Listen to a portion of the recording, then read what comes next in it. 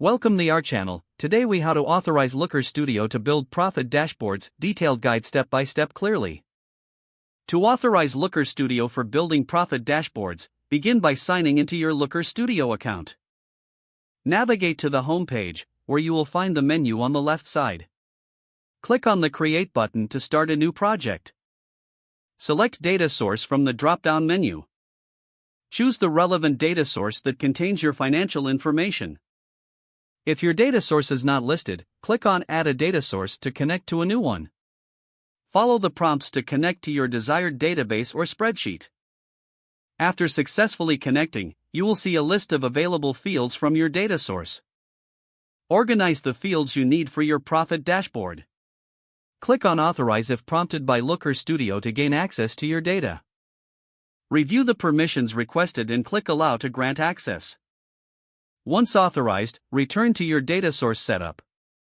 Configure your data fields by defining metrics and dimensions relevant to your profit analysis. Use filters to refine the data if necessary, ensuring the dashboard displays only the required information. After configuring your data source, click Connect to finalize the setup. Next, head back to the dashboard interface. Click on Add a chart to visualize your profit data.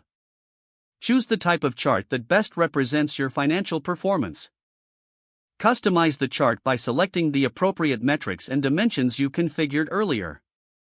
Arrange your charts and tables to create a comprehensive overview of your profit dashboard. Regularly save your progress to avoid losing any changes.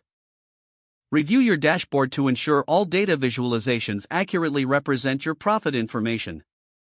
Finalize your dashboard layout and settings for optimal clarity and access. Once satisfied, your Looker Studio authorization and profit dashboard setup is complete.